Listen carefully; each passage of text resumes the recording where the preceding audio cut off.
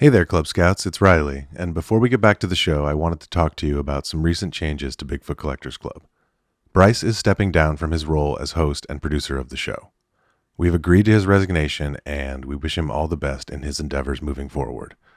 Now, we usually take an approach of radical transparency on this show and talk openly about what's going on in our lives. In this case, however, considering the 7 years of friendship between us, the existing back catalog, and of course the future of the podcast and the business as we're restructuring going forward, we've decided we're not going to comment further on this. Michael and I are going to continue to make the show, and we are going to work to make the best possible show we can for you here and on the other side. And we're planning a whole new BCC in 2025 with lots of exciting surprises. In the meantime, we're going to be exploring the BCC Friendiverse as we finish up the year. And that means we're going to release some episodes that feature Michael and I as guests on other podcasts and unlock some classics from the Patreon, The Other Side. We want to thank you for going on this journey with us so far, and we are very excited for what's yet to come.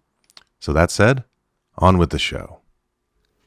Hello, everybody. Hi. We're back, kind of. Welcome to Bigfoot Collectors Club, the show where we talk to amazing guests about their personal paranormal history and share stories of high strangeness. This is your host, Michael McMillan. With me always is your ultra-terrestrial producer, Riley Bray. Hi, Riley. Hi. All right, everybody. So here's what's going on. Riley and I decided that November is going to be Friendsgiving month here on BCC.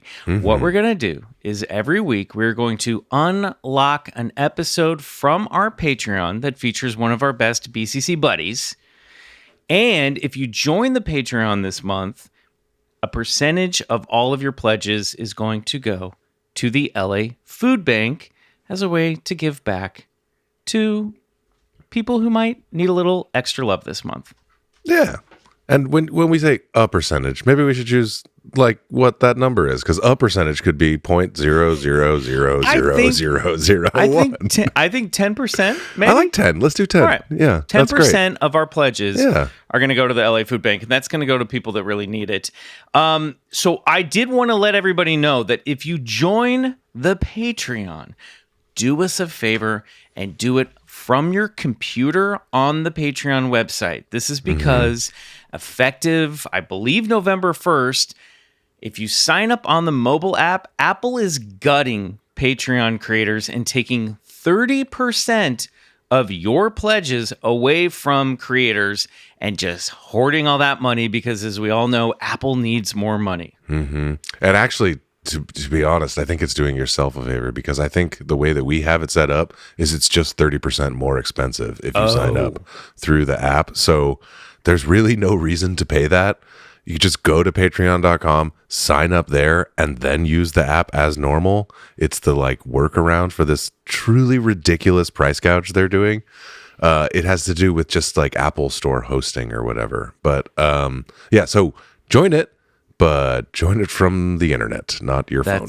Yes, please. And Riley and I will be doing new episodes over on the Patreon all month long. So that's what we're doing. Yeah. And we hope you join us. Okay, so the episode we're dropping this week is a shared exclusive that we did a few years ago with a friend of the show, Derek Hayes from Monsters Among Us. This is a Patreon exclusive to BCC and Monsters Among Us Beyond. It's just me and Derek, but we talk for 2 hours. We listen to some awesome calls.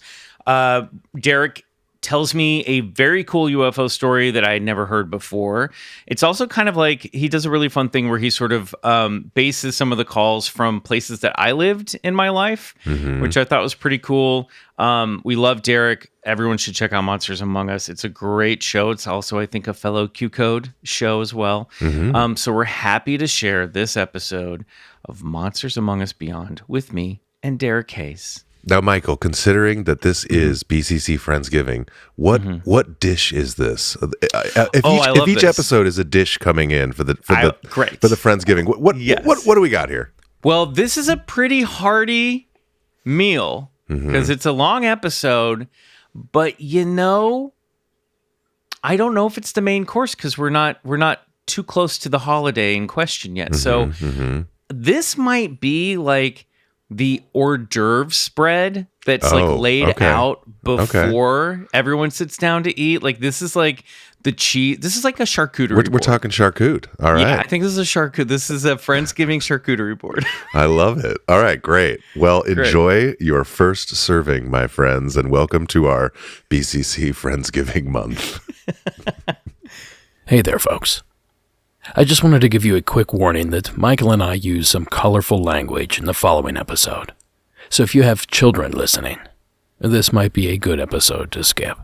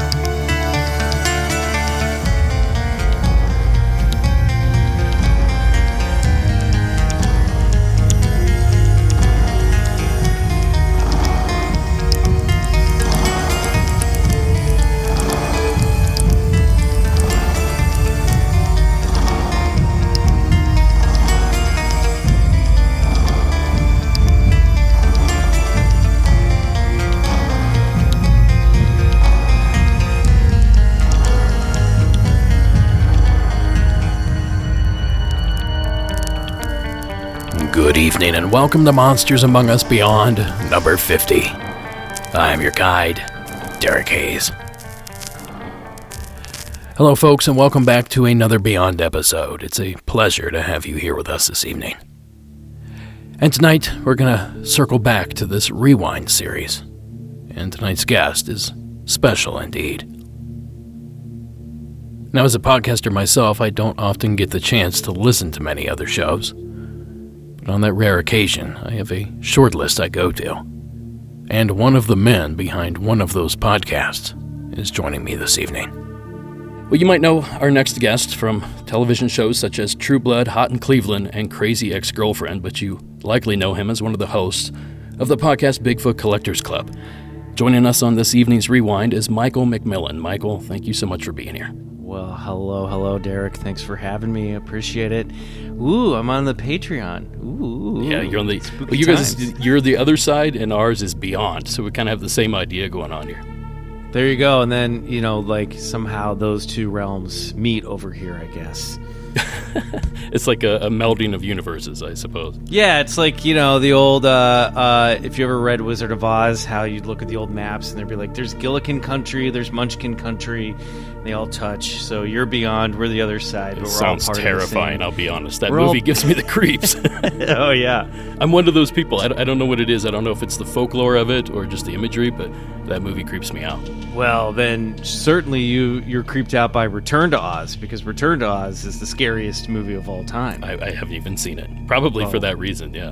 There's like a headless witch, and then there's the Wheelers, who are like these weird patchwork punk rock dudes with weird masks and just wheels on their legs and arms, and it's very scary. This sounds like our future, actually. Masks, wheels everywhere. Like, yeah, exactly. This is December, I think you're talking about, right? Yes. It's Wheeler December 2021. Get ready, everybody. Everybody hang on to your hats.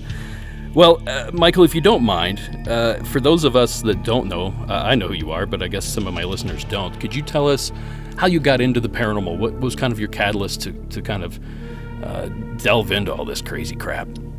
Sure. Yeah. Well, I mean, so I'm an actor and occasional writer. And we've been doing the podcast, Bryce Johnson and I, who's a fellow actor, and our on-mic producer, Riley Bray. We've been doing Bigfoot Collectors Club for almost 4 years now. But I was into the paranormal long before then. I was one of those kids, probably like most people listening, that, you know, gravitated towards the weird section of their public school library. I would check out all the books on UFOs and ghosts and Bigfoot and cryptids. The Daniel Cohen's book on cryptozoology was like one of my favorite I guess it covered other things too, but like he was one of the early authors that I remember reading in elementary school, and those leaving lasting impressions. There always seemed to be something around the house growing up. I had an older sister who liked Bigfoot, and so she would tell me stories, and there was always I'm sure we had books with like the Loch Ness Monster in them and everything. So I was just always, I don't know, I think I'm wired this way just naturally. I've always had a big imagination. I've been into comic books and fantasy and sci-fi, and so I've always gravitated towards the paranormal and the unexplained. Big X-Files fan growing up. Watched exclusively the unsolved mysteries that involved aliens. I didn't care about the true crime stuff. Spent sleepless nights terrified that alien grays were going to abduct me. So this is really, I was born this way, I guess is what I'm trying to say.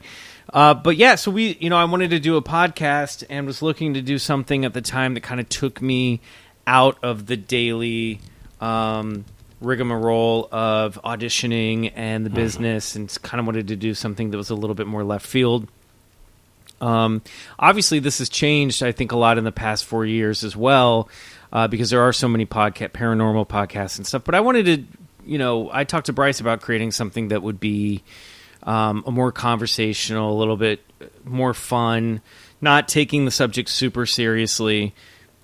I loved Art Bell and Coast to Coast. Sure, yeah. I started to lose touch with Coast to Coast in recent years, so I was like, I miss just the let's talk about weird stuff. So that was kind of the goal with Bigfoot Collectors Club. We're in the comedy zone, comedy category in iTunes, but I think that's we're paranormal first, and then I guess comedy second. But I can't believe there's still not like a paranormal banner in I couldn't agree more. I was crazy. I was reading reviews this morning, which I do on occasion, and I was thinking that same thing. I'm like, why am I stuck in these categories that really don't make any sense for my show whatsoever? Like travel and leisure, I think, is the category I found myself in, which makes no sense. Just give us an unexplained, at the very least, an unexplained category that we can kind of lump ourselves into. True crime, and everybody can kind of jump in there. Yeah, come on. Yeah, so, come on, Apple, get with it. That's it.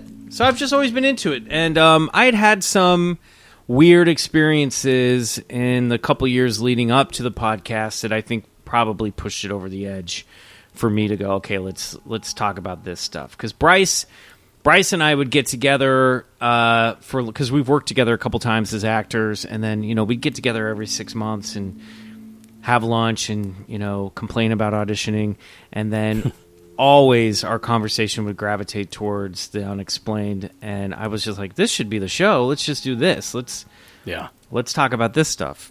Well, you guys have certainly captured lightning in a bottle. There's just something about the show that's wildly entertaining. You guys are both entertainers, so you don't do what I'm doing right now. You stumble along and try to think what you got everything ready. You're ready to go. Trust me, we do stumble along a lot. It doesn't come off. It sounds seamless. It sounds great, and of course, Riley's a big component to that. Yeah, I guess. Yeah. To the show Riley brings this whole level of Riley's comes from a music background, also into this stuff, and about 20, 30 episodes in, we were like, why isn't Riley composing music for the stories of high strangeness that we share on the show? And so that became a thing. We first started doing it. He would just do it live, sort of like talk show band style. And we really are a talk show because we also bring in, actors and writers and comedians to share their own experiences.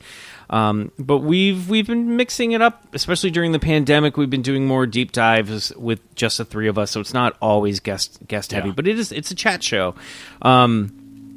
So in the second half, we always do a story of high strangeness, and Riley's been composing those. And then as we've been sequestered during the pandemic, Riley's really turned these in. He's gone from just doing notes on a soundboard that sounded really cool and ethereal to doing almost full on John Carpenter level scores. It's gotta be nice to have him in your pocket like that, right? It's great, Anything you say is instantly more creepy and more dramatic the second he hits those keys, I imagine. Yeah, it's tough too. He keeps setting the bar higher and higher for himself. Then he'll be like, we'll get into jam some week where we got to turn an episode around really quickly, and he'll be like, "Dude, I don't know, I don't have it." I was just like, "Hey, man, just don't worry about it. Whatever you put out is going to be great. So don't stress. You're like pushing yourself further and further to meet this, level of quality that's hard. Some weeks you're just not going to be able to write a full Hans Zimmer,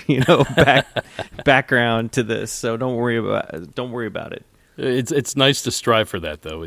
I think that certainly brings out the best work in anybody. If they're willing to push themselves, they're going to find something in there that they didn't even know existed, I guess. Totally. Well, we could sit here and bullshit all day long, but let's get into some of these stories, Michael. Cool, let's do it. I've got some lined up here that are kind of in line with your life, if that makes any sense, and not to sound like too much of a creeper, but I went online and looked up a few things about where you were from and what you've been doing, and we're going to kind of follow that path a little bit with some of these stories. So we're going to kick off this evening with somebody named Michael, ironically, in the state of Kansas. Now, Kansas is where you're from, is that correct? Hopefully That's correct. I grew up on the eastern side of Kansas City, Kansas, 10 minutes from the Missouri border. So I was dipping my toes in Kansas City, Missouri, almost weekly. It's all just one big greater metropolitan area. It's confusing. But so I grew up in the suburbs of Kansas City, Kansas, in an area called Olathe, which is really weird, really near Overland Park. These are for very few specific listeners who will enjoy hearing both of them that are names. there listening Yeah. from Kansas right now. I'll save all the questions until after the story, so let's just go ahead and jump into this real quick. Again, This is Michael from Kansas, and this was originally featured on Season 10, Episode 15. Hi, my name's Michael Brown. I'm from Salina, Kansas. I have a story that happened with me and 5 other buddies. It happened right outside of Salina, Kansas, in a little town called Tesket, Kansas. It was off Shipton Road, and it's this location called Hot's House. It's an old house. Hot's, Hotz, is the name, I believe, the last name of the person that used to own it, probably in the late 1800s. The house had been known to have a lot of haunting experiences, known midgets jumping on people's backs in the basement and whatnot. But our experience was there was 6 of us guys in a Honda Civic driving out to the house off of I-70, one of the main highways that runs through Kansas. It was probably about 1 in the morning when we're driving out there, and his house is in the middle of nowhere. And we get off the main exit off of I-70, the exit towards Tesket, Kansas, and we turn on Shipton Road, which is the road that leads you out to the house. The house is still out there to this day, but it had a fire, so there's only the limestone left of the house. So we turn on the road, and we are heading out to the house. It's 6 of us in a little Honda car, so there's 4 guys in the back and 2 in the front. When we pull up to the house, there's a bunch of trees surrounding the house, and you can't really see the house. It's probably about a quarter mile from the dirt road. So we pull in front of the house, park the car on the side of the road, hoping that nobody drives by and, gets us in trouble for going up to the house. And Amanda, that owns the property, that used to own the property, would come out with a shotgun if you ever saw anybody out there. Lots of satanic practices, etc., that were done out there. So we get out of the cars. All we have is our little cell phone lights. This probably happened 15 years ago, I would say. So cell phone lights weren't as bright as they are now. And we had a spotlight that you had to plug into the cigarette lighter, but we couldn't bring it with us. So we're exiting the car. We have to crawl through barbed wire to get to the house. Once we get out of the car, we hear a hissing noise, but there's no power, there's no propane or anything at this location. It's completely from probably mid to late 1800s. There's also a limestone tunnel that some believe that there was a slave tunnel that was an escape tunnel back in the days, but I think it's something more evil than that. But it's a natural limestone cave that's under the basement that I've previously been out to the house during the day and have been able to jump down into it. And it's usually full with water. Who knows how far it goes, though. But anyhow, we are starting to walk up to the house. There's cow pies, chunks of barbed wire all over up to the house, so it's hard to really get a quick entrance or exit from the house. And we, again, hear this hissing noise the whole time consistently as we're walking up to the house. It gets louder and louder as we get closer and closer. None of us understand what the noise could be, but as we get closer, it gets louder. So the front entrance to the house, you can see the 2 basement windows, And then there's the main level that's probably 3 or 4 feet off the level of the ground. So there's a cement stairway to the right of the house that you have to walk up and go left into the house. So we're getting up to the cement pillar. And if I was to stand in the basement, I'm at about 6'2". If I was to stand in the basement and look out the window, it would go up to about my upper chest. So you could see the upper chest from that part of my body. As one of us, 2 of us are on the cement platform in front of the house. A couple of us are about to walk in. Someone yells, they see something go from one window to the other window in the basement. So it freaks us out. And this whole time it's a noise. Again, sounding almost like a propane being released, getting louder and louder. We can barely hear each other talk at this point. So at this point, we kind of get freaked out. We have golf clubs and baseball bats, etc., just in case there might be some drugged out people or etc. that might be out there. So we start walking backwards, kind of holding on to each other. I remember my brother was with me, and he was kind of holding on to the side of my shirt. We're probably from 18 to 22, maybe age-wise. I'm 34 now. So we start to leave the house, walk back towards the road, get to the dirt road, get the spotlight. We shine the spotlight onto the house, and then a couple of us see a long, white-haired figure crawl out of the basement window onto the cement platform and kind of sit with your knees up and your legs between your knees, kind of almost like a lion might sit or something on the front cement pillar. So at this point, again, it's about a quarter mile from the road, and we have a spotlight through all these trees, so it's a little hard to see what exactly it is, but we could see 2 glaring eyes from the light and long, white, like Gandalf-style hair, and it looks real lengthy. And we all saw this creature, person, thing, whatever it might have been. We're all trying to make sense of it as we see it. All of us are athletic built, I wouldn't say super tough guys, but somewhat. And all of us got a really bad feeling and decided not to go venture and see what this thing was that we saw come out of the basement window onto the cement platform, just kind of looking at us. So we decide to leave. We get in the car and we're heading back, and we're probably, I think Tesket's probably 20 miles from our hometown, Salina, Kansas. And we are heading back on the highway, and we get off the dirt road, off of Shipton Road, getting back onto I-70. And we get about a mile onto I-70, and something hits the front of the car. It's probably 2 in the morning. There's only a couple semis on the highway, not many cars at all. So we're thinking maybe an animal. And we all felt the hit in the car. Again, we're packed in this car, 4 guys in the back, 2 in the front. So we really felt something hit the front right of the car. So we turn around and we're trying to see where this animal might have been, because we're already freaked out from seeing this creature, whatever it was, at Hot's house.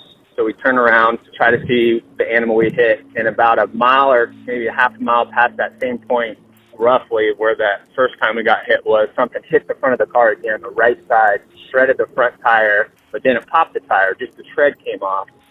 So we're all freaked out, as you can imagine at this point. We pull over the side of the highway. Again, at that point, no semis or any cars passed us on a high-traffic-gated highway, because I'm guessing because it was 2 in the morning. We get out and we see brown gunk all over the front right of the car, which could have came from the tire, but it was a solid gunk once we touched it. It wasn't like guts or any kind of pieces of animal or anything like that. So we're out there, thinking Jeepers Creepers or something equivalent to that kind of thought. And again, it didn't pop the tire, it just took off the tread. We didn't have a spare tire. We'll probably be another 10 or 15 miles we have to drive back into town on this tire. We look out in the field, look around, listen for noises, don't hear anything at that point.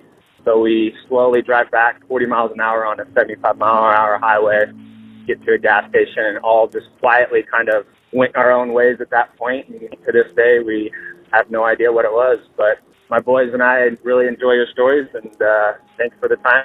Hope to hear a story on the show. Thanks. Bye. Thank you, Michael, for sharing that story with us. And you, Michael, tell me what you think of this. Now, when you think of Kansas, you don't immediately think of the paranormal. I could think of maybe the Sally House and maybe a couple other things here or there. But as far as this story is concerned, they're legend tripping. They seem to have found something. Is this typical for a night in Kansas, or is this something odd? This was fun. This is a really great story to listen to, because we would do what I now know is called legend tripping when I was in high school. We weren't as far out west as Salina, so but we could get to rural areas pretty quickly. There was an area near where I grew up called Stoll, which was about Cemetery. 40 minutes from me. Yeah, the cemetery in Stoll was a super creepy one, because that was supposed to be one of the gateways to hell, and there was a legend that the devil had walked in the chapel's graveyard there. And the graveyard's still there. The chapel is no longer there, I think. But used to be able to go down there and there'd be like beer cans and spray painting, and it was also somebody's like underwear. There's always somebody's underwear. Yeah, somebody's underwear is there. Yeah, and also like I grew up in the I was a kid in the 80s and early 90s, and we were still piggybacking on Satanic Panic back then. There was an area really close to where I grew up called Baines Crossing, because where I lived, it was suburban, but it was. The house I grew up in was considered, even though I was in a neighborhood, it was considered the sticks at the time, because we were kind of one of the neighborhoods that was the furthest south. And then once you went south of us, it was a lot of like ranches and farms, not farms, but just like pastures and, woods.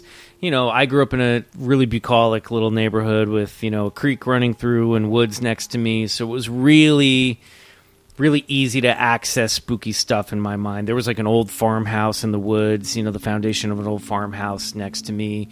So I always felt like, an alien could land in the field behind my house, or there's ghosts around.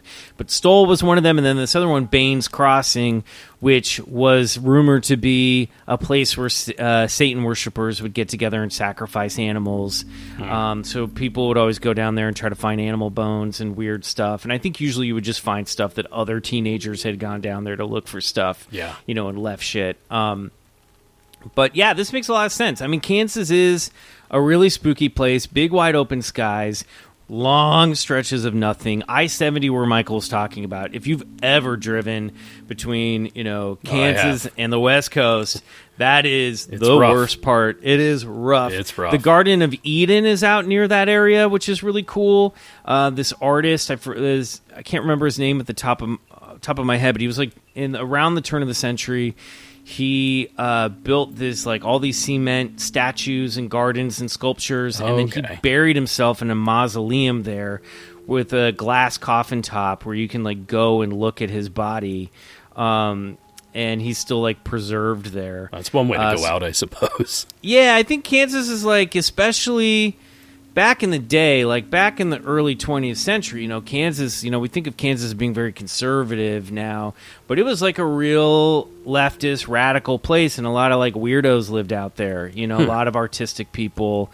And yeah, so this doesn't surprise me that he would stumble upon an old creepy house out in the middle of nowhere off of I-70 and see something strange. That really rings a bell with me. Have you ever heard of what they ran into? I guess you could describe it maybe as one of these pale walkers that people seem to be talking about.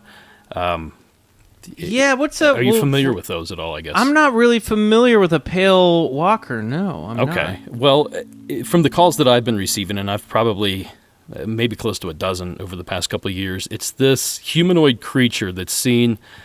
Typically, it's Indiana, Ohio, Kentucky, but I guess I've received reports all the way down to Missouri and those areas. But it's a 6 foot tall humanoid, pale skin, no hair, and they're just creeping around. I don't know what they're doing out there. I don't know. So where they're they come a from. tall golem. Yeah, that's a good way to describe it. Actually, yeah, just a creepy little hairless guy. So they Skinny, kind of, gaunt. that kind of fits a little bit of Skinwalker or Wendigo kind of the vibes. Rake. The Rake. Yeah, yes, there's some other ones that people have associated with this. Go on. Sorry. I was just going to say, it seems like the Rake is obviously a creepypasta, but maybe this is something that inspired that creepypasta or something along those lines. It is true, but I have to say, listening to this, it is also very possible that this is a really emaciated hermit living out in the middle of nowhere, because that's. But and at that point, what's the difference between a rake and just a man who's living completely off the grid in the basement of an old creepy house? So it's hard to tell. So I would never rule that out. Especially with the long white Gandalfian hair. It's I'm thinking, okay, maybe this is just a guy who really wants to be left alone, and maybe the hitting something with the car is just a coincidence. Sure. All said and done, though, a very successful legend tripping, and no kidding. Yeah. who knows what's really going on there? And I would be total creeped out. This also gave me like Texas Chainsaw Massacre vibes as well. Of course, it's don't go into that house. You don't need to get any closer to that. Just stay out of there. On my show, I do my best to, if I hear something I think I hate the word debunk, but explain away, I usually try to do so. And in this case, I can't help but think that maybe they saw an owl. There are barn owls that live in Kansas that are tall white birds that, if you see the right angle, I guess it could look like hair. It could be a white figure walking back and forth. It could be something as like simple a as crane that. or something down there. I know now people are booing us. I know, but to me, if you can dismiss one of these logical theories, then that just makes the story much more scary. If I say, "Oh, it's an owl," and then you come back and say, "Well, it can't be an owl because of this, this, or this," I'm like, "Well, wait a minute, this just got a little spookier because this whole time I thought it was an owl." I guess when it comes to humanoids like that, where they're pale and they can look closely human, I tend to go, okay, well, I would want to rule out hermit first. I would want to rule out human first, and then let's get into that. So I think there's just as good a chance, if not more, that this was some creepy old-timer living in the basement, which to me is just as creepy. Just as creepy. You know what I mean? Even more creepy because it's valid. It's there. I mean, the guy exists. And there's some timelessness to that, right? It's like this guy this guy could have been around in medieval times or now. It's always there's something archetypal about that. The human living on the fringes of society, on the threshold of wilderness and society. Yeah. I find that just as fascinating as a Sasquatch in many, many ways.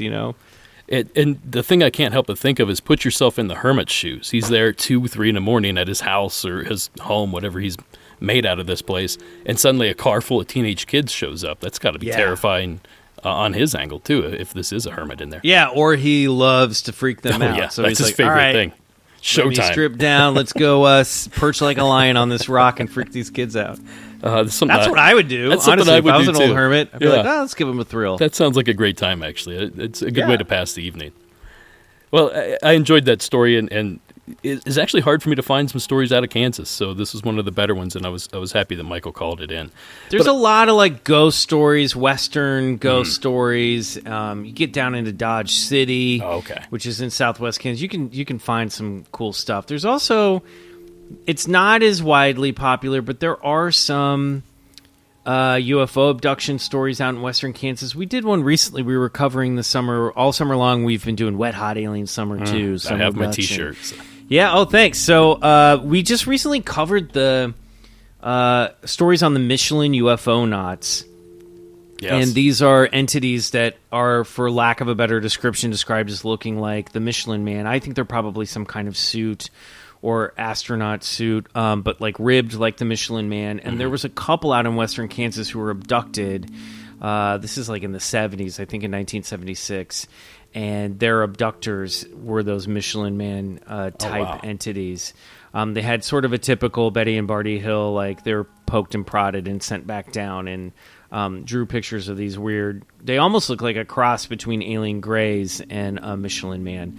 But I know that was out in Western Kansas as well. And then close to us on the Missouri side, there's not too far from us, there's the Joplin, Missouri Spook Lights. Oh, yes. So there's like orbs that people go and park their car and watch.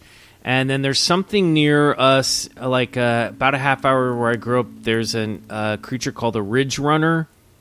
I'm not familiar with this, but you got to tell me about it. I love that name. It's a small local legend. This is one my buddy Dave told me about a couple years ago, but there are reports of a cat or wolf-like creature that will run alongside the road or run up against your car and scrape your car. It's very Lizard Man of Scape or Swamp style, and it's been called the Ridge Runner. So we have our little local... we got our local cryptids and UFO stories. I love that name, Ridge Runner. It's cool. It's clever, right? It's a clever name. It should be like a great high school mascot. Yeah, no kidding, right? The East Wichita Ridge Runners or something like that. Yeah, with like a werecat. That'd be cool. Well, let's move on to our next story. I heard a rumor that you like UFOs, And, Yes. As you said, wet, hot alien summer is in full swing right now. So I dug this call up from an anonymous source out of Arkansas. Now, this call originally aired on Season 2 all the way back in the 5th episode of that season. So this is that anonymously submitted story. Hey, I've got a story coming from when I was stationed at Little Rock Air Force Base, Arkansas. That's in the city of Jacksonville, about 20 minutes east of Little Rock, which is Arkansas state capital.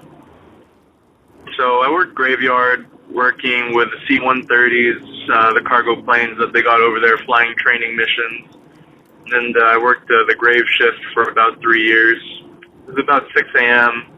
on a cold winter morning. It was actually around February when this happened, February of 2014. It was around 6 a.m. We were preparing the planes to fly off, do their missions. There were about 8 of us, and we were on graveyard shift.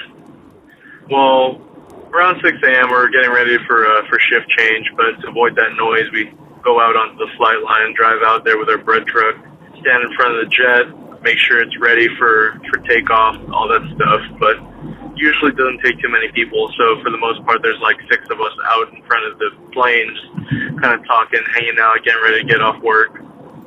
And at about 6 a.m., the sun's rising, and it just creates this beautiful glow across the sky, this beautiful red haze mixing with a blue night sky. And it's just this beautiful light show in the morning for about 30 minutes. One of my coworkers looks up and goes, "Hey, what's that?" We all kind of looked up, and we saw this rocket-looking thing shooting across the sky. Well, I say rocket because it looked silver. It was like a silver metallic-looking object. It was reflecting the light of the sun off of it. It looked like it was kind of shimmering, which is what made us identify it as a rocket. And it had like a fire coming out of the back end of it, like it was being propelled forward. We concluded it wasn't like some space rock or something, or some space dust, because firstly, it was way too low. It was way too low. We see planes flying all the time in the sky, so for the most part, we really know how high a plane normally is, and an altitude for reference. So for reference, when we actually saw how high this thing was, it wasn't terribly high, like where a comet would be so far away in the distant sky. It was definitely within our sight to where we were able to identify that it was some object. I'm not going to say UFO. I don't know, because we don't know what it is. But we were all looking at this for about a solid 4 or 5 seconds, and before we knew it, it just kind of evaporated. Like if you blinked, this thing was gone. So for 5 seconds, we're observing it, and with all of us looking at it, eyes wide open, we're just like, "What is that?" And before we knew it, it just disappears. Like it vanishes into thin air. Like you look at somebody, you turn around, and they sprint off, and they're gone. You have no idea where they went. It was definitely baffling. 8 of us, Air Force guys, Air Force mechanics, standing there wondering what this was, and there are no jets in the vicinity of Little Rock, so we concluded it wasn't a jet. And for the most part, if it was some type of jet fighter, you would hear the engine, you'd hear the sound of the motor, you'd hear all of that, you'd hear the boom it would make as it flew over you, as the sound of the jet tries to catch up to the jet itself, because jets actually fly faster than the sound they make. It didn't make any sound at all, but it had this fire that was coming out of it, and it was a metallic-looking thing that was bouncing the light of the sun off of its skin. And to this day, we have no idea what it was. And that happened at Little Rock Air Force Base in 2014, in a cold winter morning. Thank you, caller, for sharing that. Well, Michael, I did a little bit of research on this. At first, I thought, they were doing some SpaceX launches from Texas, right? Right. So I thought, well, clearly the guy just saw this. But then I started doing the math. This sighting took place in 2014, and the very first launch down in Texas with SpaceX wasn't until, let me check my notes, it was April of 2019. So wow. There's a good 5-year difference here that tells us that might not be the case. Yeah. What do you think of the call overall? Do you have any initial thoughts, or what comes to mind? The first thing that jumped out at me, and I say this with all due respect for someone who's serving in the Air Force, I did enjoy that they said, I don't want to call it a UFO. And it's like, no, that's what it was. It was an unidentified flying object. By definition, yeah. Yeah, by definition, it was a UFO. Doesn't mean it was aliens, but it was a UFO. But that's just funny how, like, synonymous, like, now when we say UFO, people think aliens, when it's really just like, guys, remember, not all, what is it? All squares are a rectangle, but rectangles aren't a square. So, all bourbon is whiskey, but not all whiskey is bourbon, I think is another good example. But all bourbon is delicious. That's true as well. So this reminded me of the ghost rocket stories that were happening in Europe, like right before the flying saucer wave and craze hit in 1947.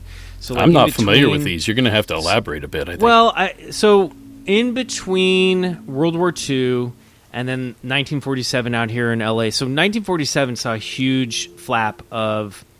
We had basically two big flaps in the late 40s and early 50s. We had the 1947 wave, and then we had the 1952 wave. And 1947 is, within just a few short weeks, we had the Kenneth Arnold sighting when he saw the 9 chevron-shaped UFOs flying over Mount Rainier. And then that story, as he says, he described them as flying as if they were saucers skipping over water. And then that was truncated to flying saucer. So that's where we got that term. Yeah. Then we had the, what's the name of it? It's the something harbor incident. Shag Harbor? Yeah. Yeah, Shag Harbor. Nova Scotia, I believe.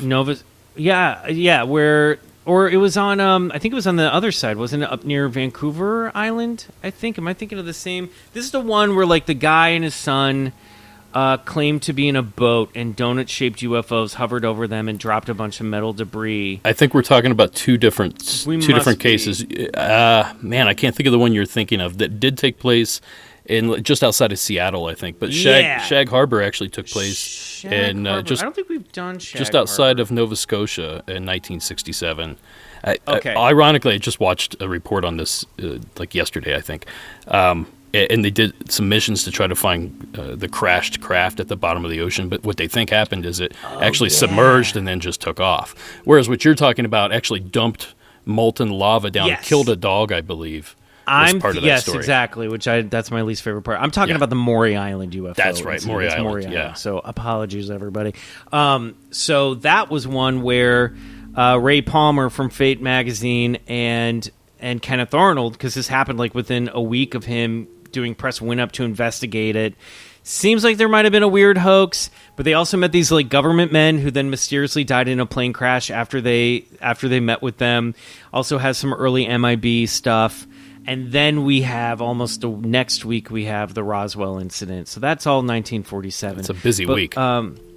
Busy couple weeks in June and July of 1947. But I really went off on a digression there, because in between like World War I or World War II and 1947, there was like in Europe, I think in Sweden and in France, they were seeing what they called ghost rockets, which were more like they were UFOs that seemed very rocket-like the way that this guy is describing, with the fire shooting out of it at the end, and nobody knew what they were. They were just, people thought that maybe they were newly burgeoning world superpowers testing weapons, but they had unexplained behavior, kind of like this thing. So that's what it made me think of when I heard that. I was like, oh, this is like an old school ghost rocket that you heard about in the 40s. Weirdly enough, I've never heard of that, but another cool name, ghost rocket. I mean, you immediately know what they're talking about the second they say it. So yeah, I mean, that was a great game between the East Wichita Ridge Runners and the North Wichita Ghost Rockets. There you go. 104 to 105, it was a nail bite. Yeah. I thought it was interesting that these gentlemen were on a military air base when this took place. Yeah. They were all in the military. They all saw this thing, acknowledged that it was strange. Like you said, he didn't want to call it a UFO, but that's exactly what it was. And you can't rule out that maybe this was some sort of secret testing that these guys wouldn't necessarily know about. Oh, of course. You know what I mean? Yeah. But I always love it. I think, these Air Force servicemen and women, like, if they're seeing something they don't understand, you can't comprehend, like, listen up and take note. You know what I mean? Like, they know what they're talking about. So I imagine, I've never been in the military myself, but I imagine there's some sort of test they give you or some sort of information they give you about estimating heights and trying to identify craft that you see flying overhead. I think it would be valuable for any soldier to have that information, have that ability. So you would think that these military guys were trained in observation at the very least. Oh, absolutely. They know what they're talking about. So who knows? I love it, though. That's a classic UFO. Yeah. What is it? We don't know. It's definitely wild stuff. Well, moving on in your life, this is there's an old game show that used to do this. Oh man, what was the name of that show? I think it's This Is Your Life. This Is Your Life, yeah, that's what it was called. So Michael, This Is Your Life. Eventually, you made your way to Hollywood, right? Did you move out to become an actor? Were you one of the guys that just came out and stumbled into it? Or? I studied theater in college at a place called Carnegie Mellon in Pittsburgh, and then did a showcase of, like, hey, I can do a monologue and I can do a scene for agents in New York and L.A., and got picked up by an agent out here. So I came straight out to L.A. So yes. Sounds like your path was easier than most. Yeah, I was very lucky. It doesn't always remain easy, but I had a very very privileged and easy entry into LA. Yes, so I'm thankful for that. I moved out here almost 16 years ago to be a writer, and tried my best for 10 years and took off with my tail between my legs and started a podcast. So that, you know what? Hey, dude, I started a podcast. Like, it's, you come at it from all angles. Exactly. Yeah. It's funny how, looking back now, like when I first started the show, I didn't think, podcasts aren't even like a real medium. Like nobody listens to these. I mean, it's just something I kind of did for fun, honestly. And now it's kind of evolved to a thing where I couldn't give you numbers, but a certain percentage of people in the car you see driving around are listening to some podcast of some sort. So, there's certainly gained in popularity, and I don't think it's a bad thing for either of us to be involved. Once in this. moms figured out how to listen to podcasts, it was all off. Yeah, moms, wine, and true crime. That's all we needed to jumpstart this. I know. If only we could go back in time. No kidding, right? Restart this. I'm your true crime expert, Derek Hayes. Yeah. Well, so anyway, you moved to Hollywood. So let's play a little Hollywood call. Now, this one's about old Hollywood, which I'm sure you are familiar with, having lived there. There's some good stuff back in the old 20s and 30s in the hills, the lower hills, I guess. They didn't really even have houses up top at those days. Well, that's the, without getting too specific, that's the area that I live in. So, oh, really? Okay. Yeah, don't tell my fans where you live. They'll come find you. So anyway, this is Kate's call. She's actually in Colorado now, but she originally submitted this in Season 4 of Episode 16. Kate, go ahead and take it away. Hey, Derek. This is Kate from Colorado. I actually grew up in a house that was kind of haunted. It was an old house built in the 20s in Los Angeles. It's in the Hollywood Hills, and it kind of creaked and moaned all the time. And I remember when we first moved in, my mom brought us together, and we were really young, and she just told us, there are ghosts in this house, be nice to them, tell them, if you don't like them, tell them to go away, but always be nice. Don't be mean to the ghosts. And we completely freaked out about that and had nightmares, and my parents got in a big fight about it, but I think she was kind of right. We don't really talk about it too much anymore, but there's definitely something in the house. An old woman died in actually my sister and I's bedroom before we moved in, and she died of a heart attack of old age, but she was really lonely. And I guess a few things that happened. One was we had a basement room, and my mom's into I Ching, so there were some iron bells hanging in there. Really, really heavy bells. Like you have to like shake them to get them to move. And I was down there reading, and one day the bell just rang really, really loudly, and nothing else moved. The knob on the bell was moving, but nothing else. It kind of freaked me out, so I went back upstairs where there was more light and got out of there for a little while. Other times, everyone in the house has heard their name called without anyone else being there. I heard my name called really, really loudly one time. I was in the shower, and it sounded like my mom was in danger or in trouble. She was just screaming my name, and I just ran out of the shower as fast as I could and ran downstairs, and my mom's just sitting at the dining room table reading a book. No problem. And she was pretty freaked out, and I was pretty freaked out by it. I've never seen anything, but we have, oh man, things getting knocked over, things kind of moving, like items from the kitchen ending up in bedrooms and bathrooms without really anyone touching them or talking about them. I mean, honestly, it's become really familiar to me, and so now I wouldn't ever want to live in a house that wasn't a little old and had a presence. But yeah, I've got some other stories, but I figured that one might be good. The haunted houses are always kind of my favorite. I think that if you are just kind to the ghost or kind to the spirit and tell them thank you, but you're not really into it right now, or thank you, thanks for being around here, I see you, I hear you, I understand that you're here, they really appreciate that, because I feel like a lot of times they're probably pretty lonely.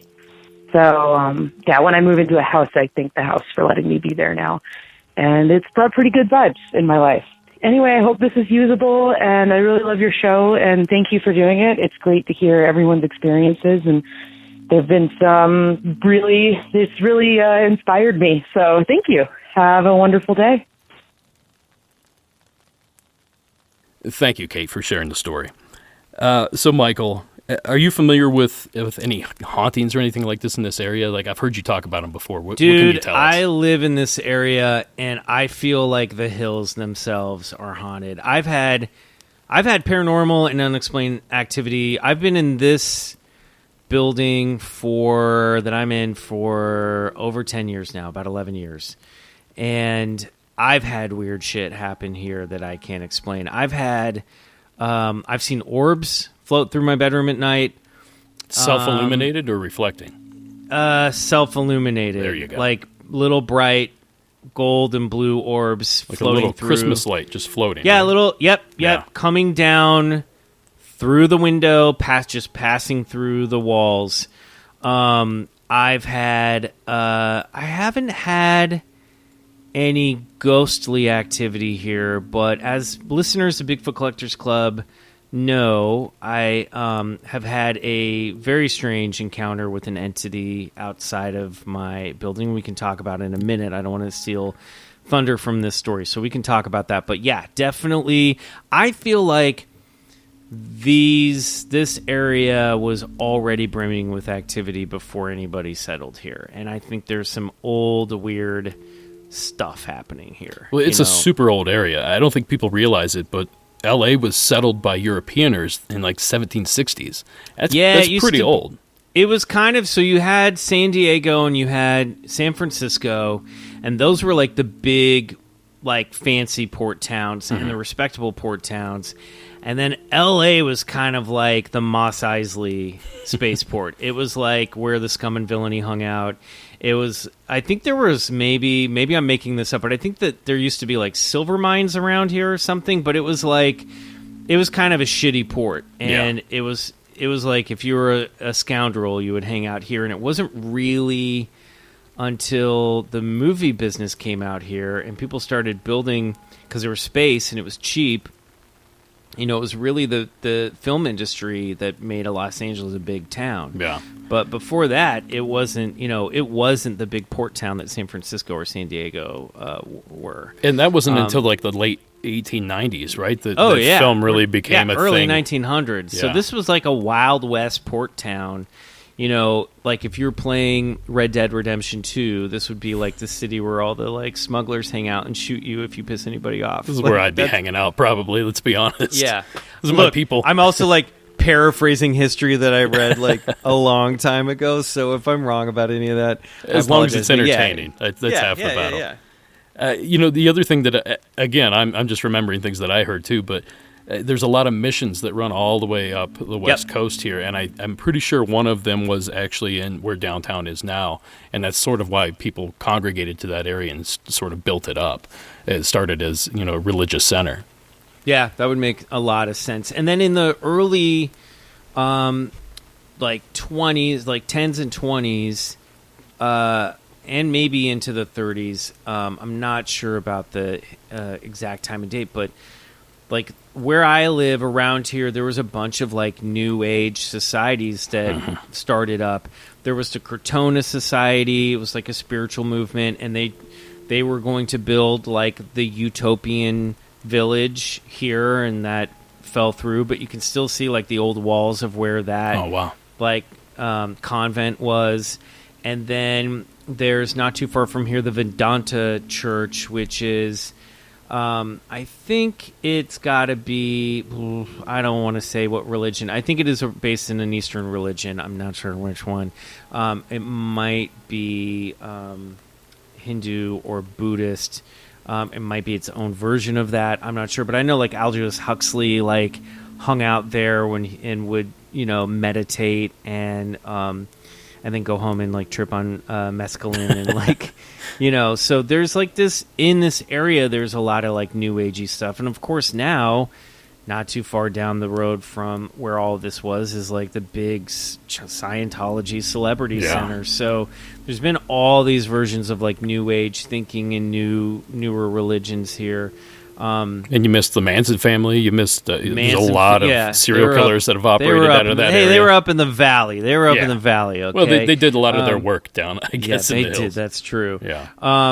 So like it's just a like weird place. LA is a weird town, and definitely I also think that sometimes like spaces like this pop up in weird places where there is already pre-existing strange energy or supernatural energy. Yeah. It just makes sense that people would gravitate towards an area where there's like, and then it all just kind of reverberates and feeds in on itself, and it gets spookier and spookier. Yeah. Well, people keep building on top of existing things as well. Yep. I mean, they just keep recycling the land, and we know what happens when you do that a lot. So. And the other thing that's near me is the Hollywood Tower, which is the haunted Hollywood Tower of Terror from Disney World is based on. And I've met people who lived in that building, and the story is that like oh boy, why am I blanking on his name? It's like the most famous Citizen Kane. Director Orson Welles. Yeah, Orson Welles lived up there and had a penthouse apartment, was having a party, and guests were leaving the party, and there was a storm and lightning struck the tower and the elevator broke down and people fell in the elevator and died, and that's basically what the Tower of Terror is recreating. I'm not sure how apocryphal or truthful that story is, but that's the story. Yeah. And I've met friends of friends I had lunch with, and this is in the early days of BCC, and they were telling me that they lived in one of those apartments towards the top of the Hollywood Tower. And they were like, we had so much paranormal activity in there. It was nuts. Like disembodied voices. Wow. They had activity, poltergeist activity. It was one of those things where like they'd be in the kitchen cleaning up. They'd walk into the bedroom for a couple minutes, come back out, and every cabinet door is open, fridge doors wide open. Wow. So that kind of weird stuff happening there. So it's just a haunted place. So this story fits right in there, does not surprise me. And I want to say nothing is scarier to me than hearing your voice be called out by a recognizable voice like your mom, and it's not her. That is the scariest to me. Any of that mimicry, you hear it with ghosts, sometimes you hear it with UFO stuff, you hear it with Bigfoot even. It's just any of this paranormal stuff seems to have that element to it, and it's creepy as hell. That trickster shit, I'm not here for it. I do not like it's that. It's unsettling for sure. Because that means to me that whatever this is like taking notes, There's a plan in place of some sort. Yeah. I mean, although like, so my sister has parrots, right? And she's got a Quaker and an Indian ringneck, and they're awesome animals and they're super intelligent. And they mimic, you know what I mean? They like learn phrases, they say it back. They can do like R2-D2 impressions. Nice. They can hum the Game of Thrones theme song. They can't really do it on command, but they do it. And sometimes they do it like if you're petting the dog, they'll go, "Oh, sweet baby, look at the baby." You know what I mean? So they do. There is intelligence behind there's some association there. So I guess it's also just possible that whatever supernatural field is out there can, even if it's not a intelligence in the way that we would personify it, is able to record and play back, learn from human behavior and play it back. So in that way, I guess it's not as scary to me, unless it is like some sort of entity that's like, I'm going to be tricky now and freak you out, you know? For the sake of sleep, I think a lot of people like to think that it's some sort of natural reoccurrence, that there's a mineral or something that records sound or can record a section of time and it just happens to play it back. When I was a kid, I remember seeing, and this might have been on the television show Sightings, which was on Fox back in the day, but I remember seeing them talking about monks that used to chant in a cave somewhere in Tibet or something. I don't know where it was. But now, 100 years later or whatever, they can go in this cave and still hear the monks chanting because the rock makeup has the same ingredients that Memorex tape had. When they created the tape. Cool. I'm going to have to find this and put it on a future show or something like that so that I don't sound like a crazy person. But that's what my memory tells me took place. And they did all these studies to see, what these minerals were, what these elements were that were actually capturing the sound. And it was just reverberating it back into this cave, which I thought was really interesting. That's wild. I just wanted to circle back and say that Vedanta is a school of Hindu philosophy. Oh, there we go. So all my Hindu listeners are happy now. I should know this, and I apologize for being ignorant. So there you go. Hey, I didn't know either way, so you're completely fine. This is why we do a podcast. So this we can is why we learn things, stuff. Right? Exactly. Yeah, and that's the beauty of Rewind. We can casually figure this out on the fly. We don't have to know it all. But Kate, that's a freaky story, and especially because if it is a Memorex style rock thing, was there an instance where her mother was screaming her name in pain? Yeah, because this doesn't sound like that ever happened before. So I don't like that. This seems like some weird intelligence behind it that was fucking with her. So no, thank you. Fun I say stuff. no, thank you, sir. Well, you know what? Before we move on, why don't you go ahead and tell us that story that you teased a little bit? I happen to know the story because I've heard you say it on the show, but I think my listeners are really going to enjoy this. I'm sorry, I apologize if you've heard this one before. I've talked about it a couple times, but it is a weird one.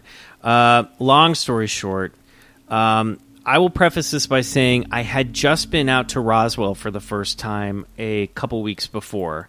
And oddly enough, this incident happened around the Roswell anniversary. This was June 29th of 2016. Okay. And it was around 4 o'clock in the morning. I woke up. So at the time I had a bulldog named Albie, who was the best. Mm-hmm. And Albie would alternate between sleeping in his bed in my bedroom and then going out to the couch and sleeping out on the couch. And in my living room, we're on the ground floor, and the couch is near the window that looks out onto the pathway that runs alongside of the building. So that's all you really need to know. I guess also there's there's a little rock garden out front with little spotlights that beam up towards my window. So if anything was standing between those spotlights and my window and my closed drapes, it would project a silhouette or shadow onto it, like a shadow puppet. So I woke up to hearing my dog growling lowly from the living room. Not a good start. Not a good start. And I also have another dog, a terrier, that was sleeping in bed with me. And my first thought was like, I knew that my neighbor Kyle was working nights on a film shoot, and so I figured he was coming home.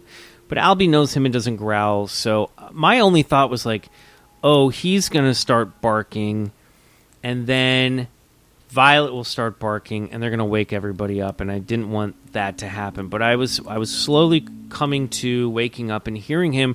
I sat and listened to him growl for a good 10, 20 seconds, until I started to feel it escalate, and then he suddenly leapt into woo, woo, woo, woo, woo, like intruder bark.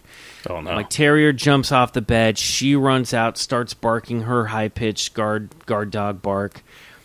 And I'm just rushing out there to shush everybody up. And I come out of the back, and I look up, and at the window, I immediately see a silhouette of a figure. And my first thought is, someone is peering into my window to break into the apartment. And then I see that the silhouette doesn't look like a human silhouette. It looks like a classic alien gray silhouette. It's like that inverted spoon-shaped head, and a thin neck. Now, the windowsill, where the windowsill, it's about 3.5 feet off the ground. So this thing, all I could see was head and neck, very thin, very big head, and it would have been about 4.5 feet off the ground. So again, classic alien gray, Perfect size, style size. Now, I'm somebody that's always been freaked out by alien grays. I've always been scared that they were going to come abduct me, and then but I've always been like, nah, that's just anxiety and that's irrational. That's Robert Stack, honestly. I think he did that to me too. So personally responsible Yeah, for this. 100%. Thank you, Robert Stack. Thank you, Sightings. I hate all of you. Tim White, thank that guy as well. So it was funny. Now, all of this is happening in the matter of seconds, right? But I thought, as the dogs, and my dogs are seeing this, they are looking directly at this being or this figure at the window and going apeshit. And my first thought was, okay, somebody's breaking in. My second thought was, whoa, that looks like an alien. And as soon as I thought that, the figure at the window turned its head, kind of cocked its head, as if they were suddenly aware that I was there. And I could see it undulate, and I could see where the neck fused at the back of the skull. And it looked like a golf club. It was that. It was like not as long of a head as E.T. Still, again, classic gray short, but I was like, oh, this is weird. It undulated. It, like, moved in a very Jim Henson-y kind of puppet way.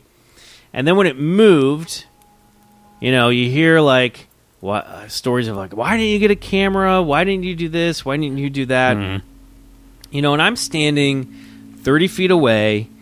I don't have my glasses on, but I think if I did, my vision is good enough that I can make out the figure. And I think if I did have my glasses on, my windows, my drapes that were drawn are sheer enough, I probably could have seen through and gotten a little bit more detail there.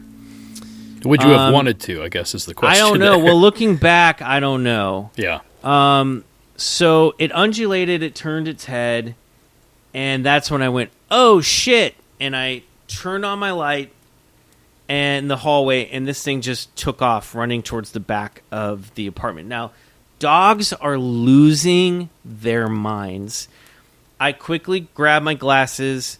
I'm shushing them down. I go out on my porch and look in the direction where this thing ran off, and I don't see anything. I look over to my right, and my neighbor comes out on his porch, the guy that I thought was coming home around this time. Mm-hmm.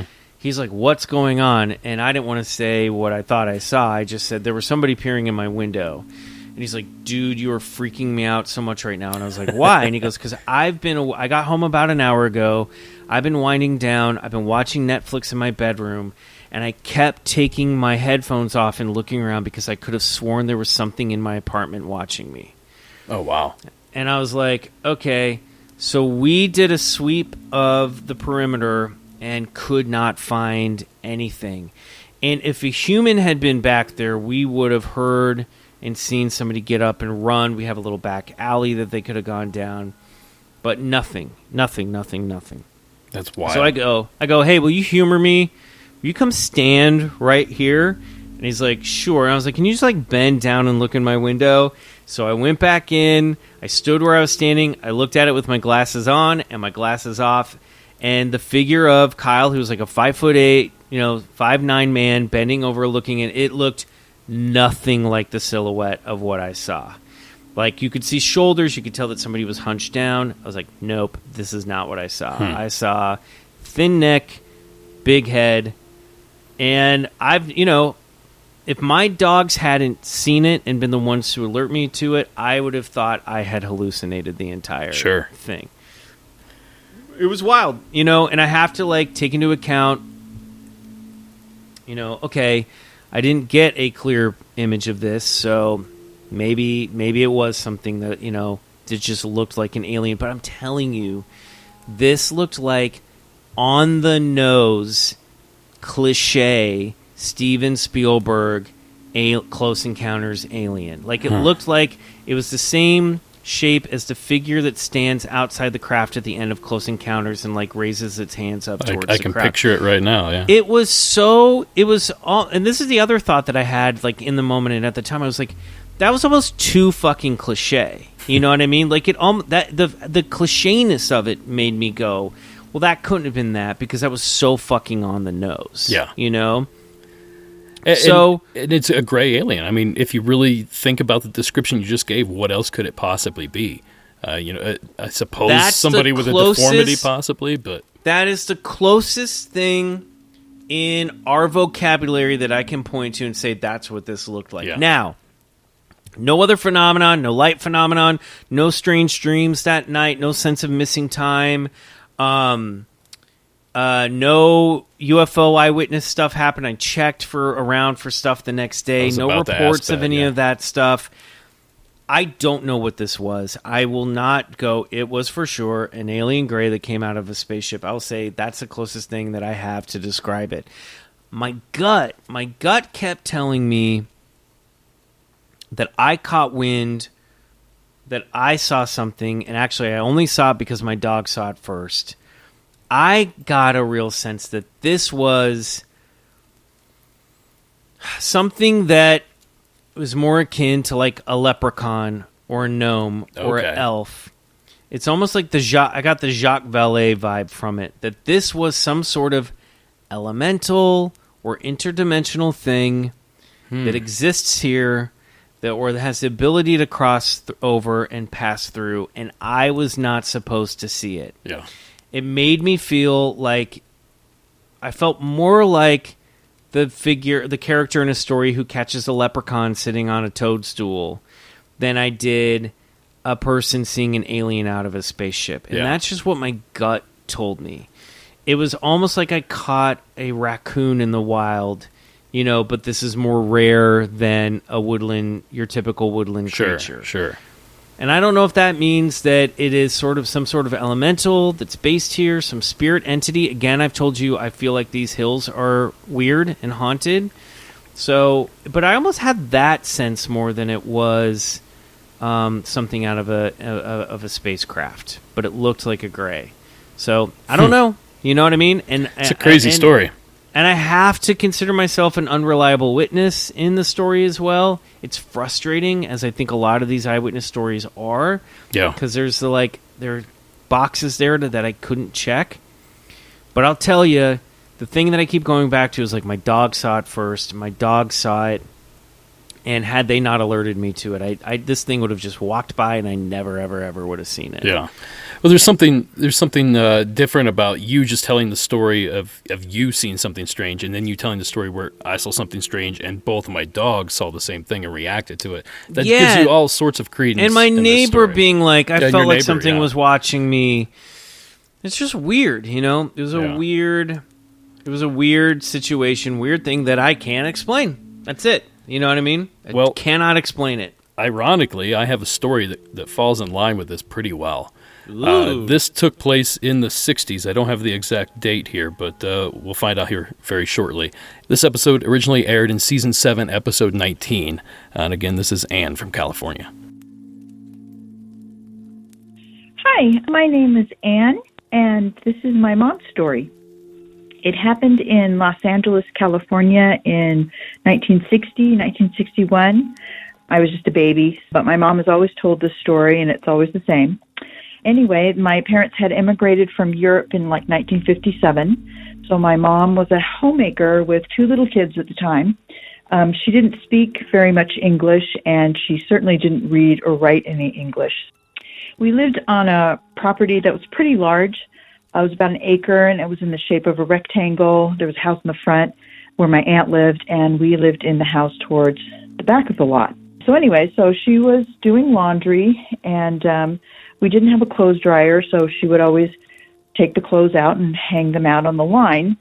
The clothes line was not like the ones they have today where they're like in a circle. This is old school, so it was like two metal T's, and then the line was strung between the two metal T's.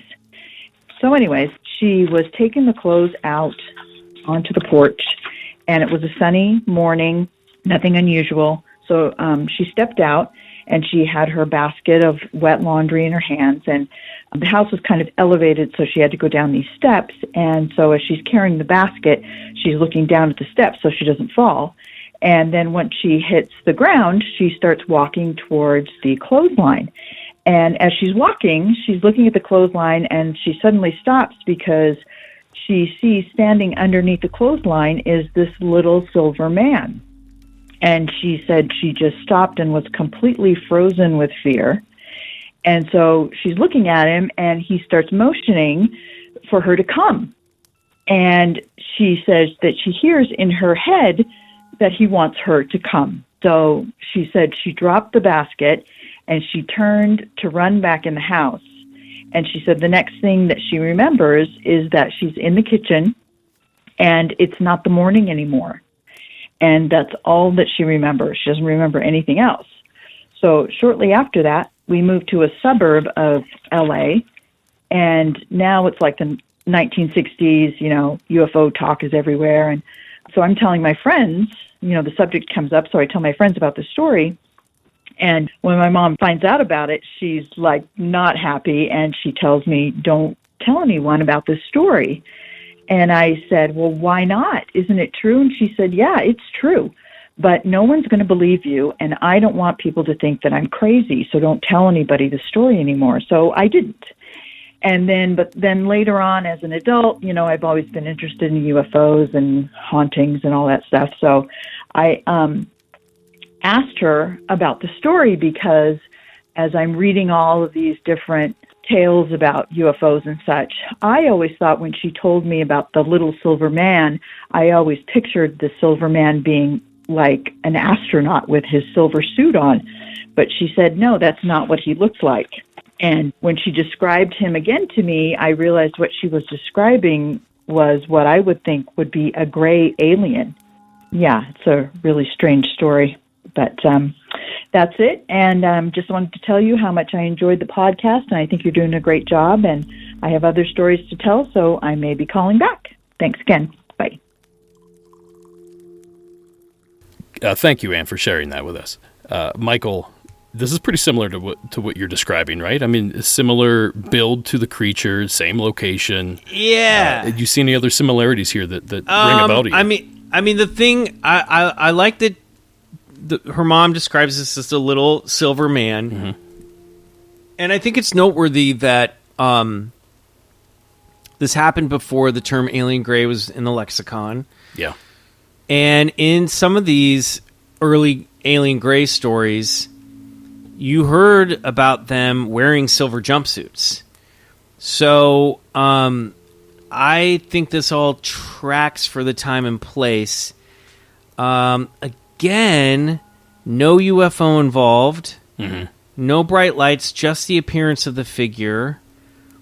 Feels like again a story that could be in line with the Fae, or the fairy folk or the Hilda folk, where something appears kind of out of nowhere and beckons somebody to come with them. Yeah, weird stuff. I love this story. This is the kind of thing that I am into, like the history of it. Yeah, and just mom, like a person who's not expecting something like this to happening, and that's just where I was when I had my experience, middle of the night, not thinking about aliens, not even doing a podcast yet about aliens. You know what I mean? Had been to Roswell, which I think is weird. I almost felt like something followed me back. Or the intelligence was like, hey, are you into this? Here we are. Yeah. Hi. Kind of like looking back. I don't know. I love this story. And I think it's a very human response to be like, don't tell anybody this. No one is going to believe you, and I don't want them to think your mom's crazy. Like, I understand that fear. Yeah. I remember, like, telling my brother-in-law, was the first person I told that story to. And I've heard this happening in other eyewitness stories. Like, I had almost like a hard time getting the words out of my mouth. You get that a lot, actually, yeah. Where I was like, I was, and he was like, take your time, take a breath. What happened? And he's a super skeptical guy, and he was really non-judgmental about it, which I appreciated. Yeah, that's helpful. Because I was shaking, man. I mean, I was running full of adrenaline. I didn't sleep the rest of that night, and it was just like, when you see something that breaks your brain like that, you know, it's a good thing she didn't go with it. That's all I'll say. I think it was smart choice. Sounds like she did against her will anyway. There was a big chunk of missing time involved. So right. Well, that's true. Yeah. Broad daylight also intrigues me. Any stories where like these entities, these like, you know, small entities just appear in broad daylight always fascinates me. I've got another one for you, Michael, and I just found this one this morning. So I actually saw this morning on a friend of the show, Rob Christofferson's Instagram, and I thought this really tied in really well with what we got going on here. So listen to this story. Ronnie Hill is the last person anyone would suspect of capturing an alien on film. At the time of the Little Man of North Carolina incident, Ronnie was 13 years old, the president of his class, president of the local 4-H club, and the assistant patrol leader of his Boy Scout group. On July 21st, 1967, Ronnie was working in his family's garden behind their home. The first thing he noticed was an odor reminiscent of gas. It caused his eyes to water.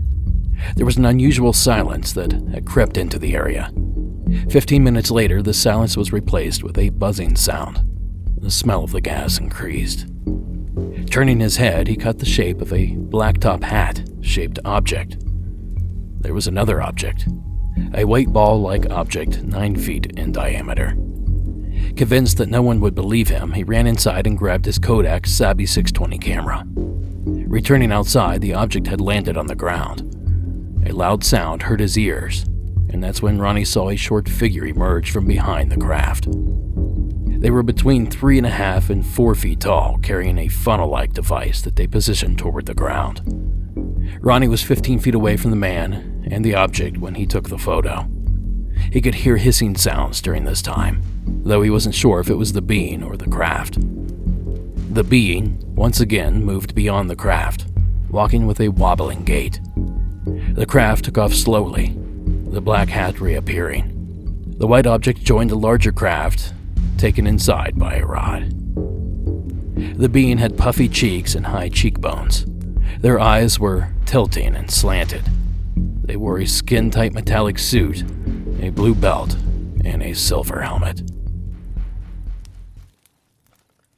No, this actually has the photograph that this young man captured, and I sent it over to you. Yeah, you got it right there.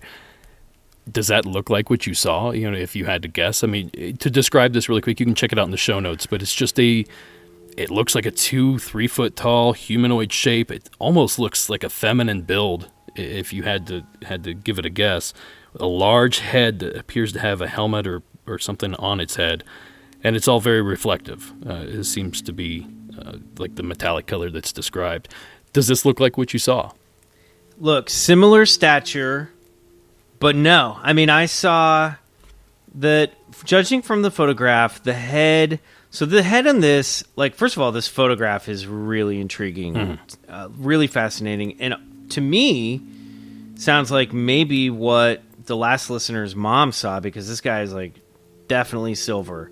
But you can see there's almost like Mayor McCheese, like, facial features on this thing. The thing I saw was a classic smooth, no puffy cheeks, no helmet. It was like that, again, it looked like an inverted spoon, you know, like the pointy chin, classic again, look. Classic cliche alien gray, like it looks like the decal. Yeah. You know, with a stick neck underneath it. This looks like this brings to mind entities that come up in a lot of stuff in like the John Keel stories in the 60s and 70s, like really strange UFO not stories. This reminds me of the Socorro saucer story. Oh yeah, from the 60s. New Mexico. Yeah, Lonnie Zamora in is it New Mexico or Arizona? I can't remember. I thought it was New Mexico, but maybe you might be right. It might be Arizona. And I might be right. Let's for the sake of it, shits and giggles. We do have the ability to figure this out. Yeah. I remember the thing that sticks out to me about that case is the tripod marks. Yeah, it's New Mexico, where this craft landed and kind of blasted rocks away. So it looks like little campfires in this tripod shape. This is a really weird photo, and I love it because you've got the craft allegedly and the entity allegedly. This just reminds me of some of those like kookier, weirder alien story, Yeah, from the 60s and 70s. I mean, that was like the golden era of this kind of thing. Yeah, this is like a real high strangeness alien. Mm-hmm. Probably height-wise and stature-wise, similar to what I saw, but this is different. This is not the same silhouette, no. But wild. This is really, really wild. I really hope this photograph is real. It looks real, but it is like looking at almost like an illustration. You know, part of it, like your brain wants to go, well, this is like a fairy tale creature because it does look so strange. It's also kind of like a Rorschach test, too, where you can make all sorts of things out of this photograph. It's not detailed enough that you think you see a face or you think you see like features in this body, but you don't know for sure that those are actually there if it's just pareidolia just filling in the blanks. Yeah. You know? This is weird, dude. I love it. I don't know if this is a guy who set up a puppet and a egg craft, but it's weird. The egg craft thing was really like a 60s and 70s thing. I mean, so much so that like it became the shape of Mork's ship on Mork and Mindy. Oh, that's true, yeah. He flew in on an egg. It's weird that we don't have as many flying egg stories as we did. So who knows what this is about? But this is the kind of stuff I love. These weird, almost sci-fi B-movie creatures. Something that could look like would come out of like early Star Wars aliens. You know, I love this, or Star Trek. Like, give me this stuff. Like, all day long. This almost looks wild. like Lost in Space, honestly. If you were to pin it down to a particular program, I would say that. Yeah, that or Doctor Who, something strange. So, I don't know, dude. This is wild. Fun love stuff. it. Love that story, and I love this photo. And how weird is it that I read that this morning, I think, and I'd already sent these calls out to you and said, these are what we're going to cover. And I saw that. I'm like, man, it's almost identical. The story's almost identical to what Ann told. So I had to share that. I had to put that on the show. So I agree. Yeah, that's a great visual aid. You've got to post that with this episode. Well, Michael, we're running a little bit late on this, so I'm going to give you a choice between two calls here. Have you heard of the Glimmer Man? I hadn't. I want to talk about this because I did listen to this call. Let's talk about the Glimmer Man a bit. Great. Before we do that, let's play Eric's call from California. And this originally aired on Season 10, Episode 1. And this is Eric's story. Hi, Derek. This is Eric from California. I wanted to call in. I've done that before, and thank you for posting those episodes. I was reminded of maybe a Glimmer Man experience when I was a kid outside of Atlanta, Georgia. I lived in like Dunwoody, Roswell area in a apartment, or actually it wasn't an apartment complex yet. We would move there because of this incident. It actually really scared my mom.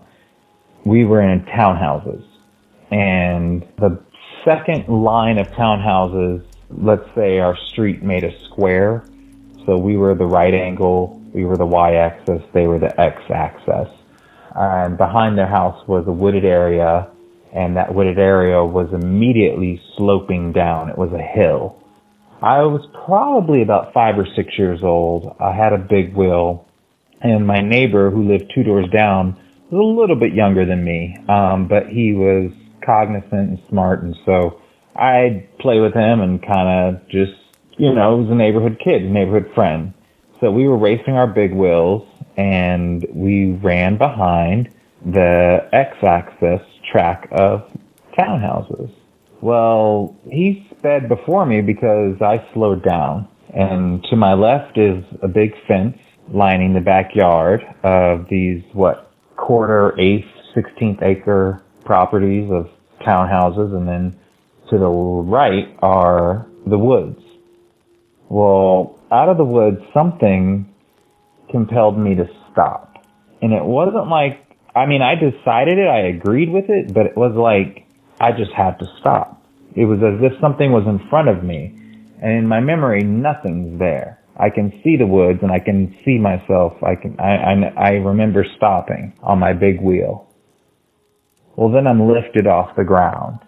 And My mom always told me, she taught me how if somebody stops and asks you, if you want some candy or to see their puppies, you run the opposite way. You run backwards because it's harder for them to drive in reverse. That's how you get away. I wanted to do that. I couldn't because I was 5 feet off the ground. I was being lifted out of the air, and I still to this day can feel hands grabbing me. Something like hands. I think hands were just the only thing I could and I can compare it to.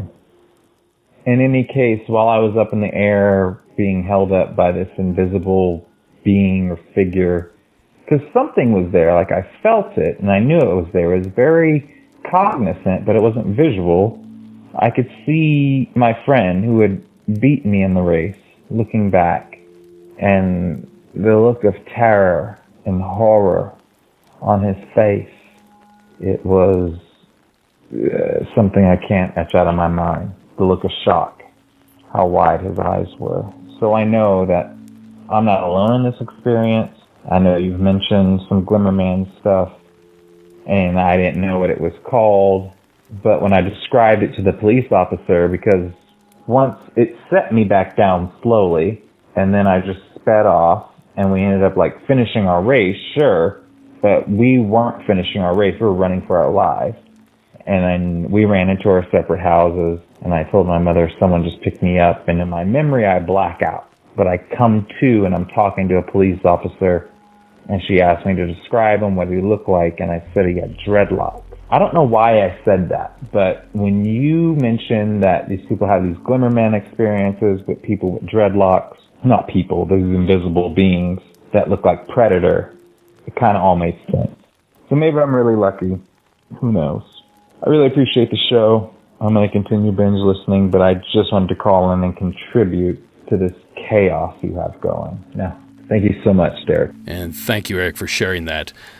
Okay, Michael, you said you had heard of the Glimmerman, or is this a new phenomenon for you? I've heard of, I don't think I've heard of the Glimmerman specifically.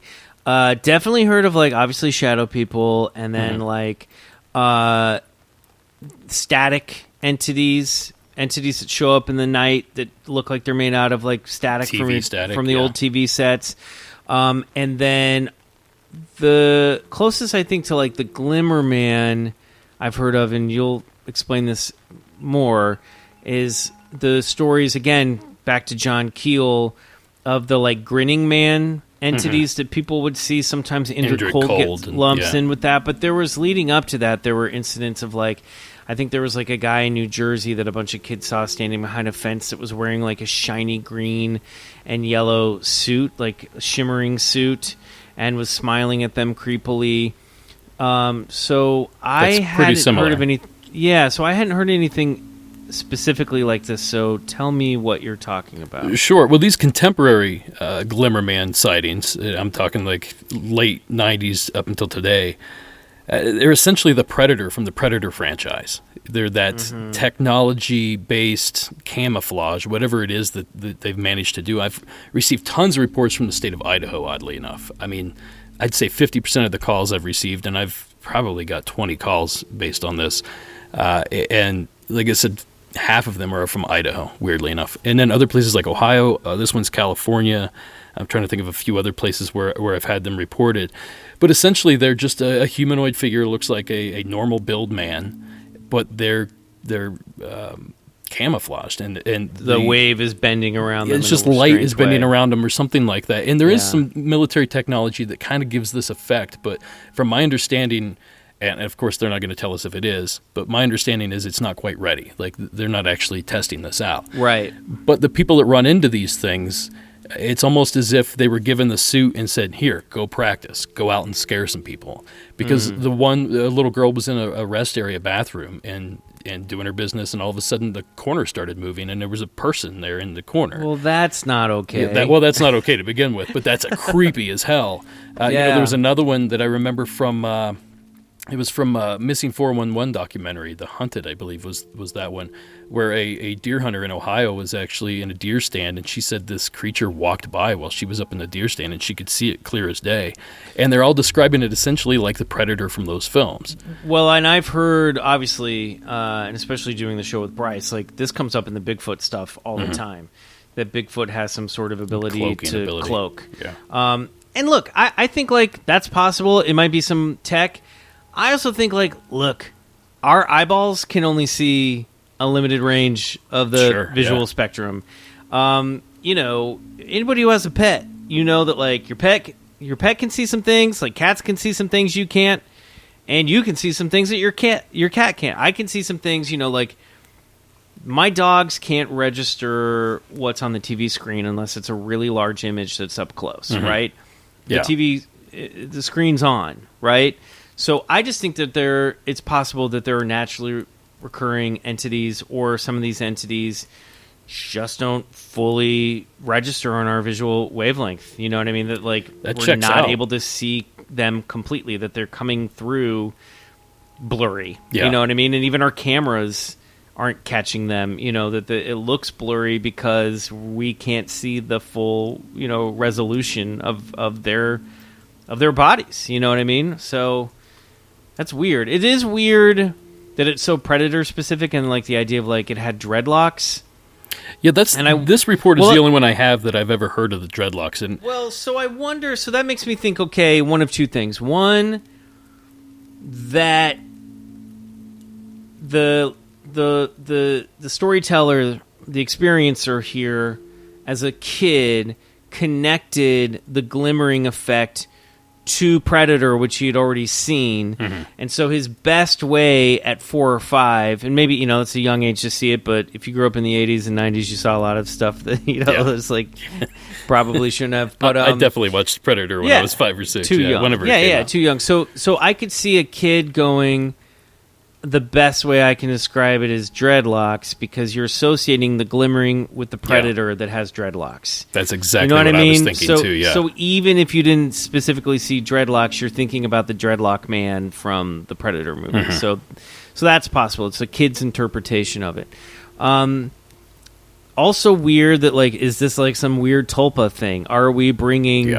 Is our collective consciousness bringing the Predator, who's now become so firm in our cultural landscape and zeitgeist, is it sort of bleeding over into reality in some way?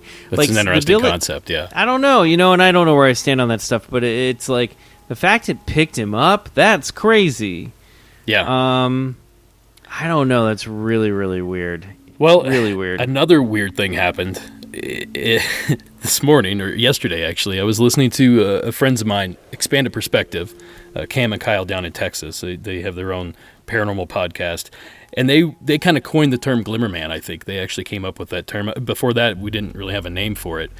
And they were telling a story on this particular episode that I have to share with you as well. I'm talking about the Glimmerman. I believe I've encountered this being in my childhood. This is a very vivid memory I've had my entire life. I grew up in Somerset, California, in an unincorporated part of El Dorado County. We lived on 5 acres. I was around 6, running around outside. I was in the front of my house by a dilapidated shed that was on the property. All of a sudden, everything went silent. I couldn't hear anything. It felt like I was deaf. No birds or anything. Not even the rustle of long dead grass in the wind. It was completely silent. I thought it was strange. Suddenly, I look about 30 feet in front of me and see something making a beeline towards me, though I couldn't see anything. All I could see was the disturbance of dead oak leaves on the ground being blown towards me. I then, whatever this was, felt it pick me up, and it held me against the shed in the air.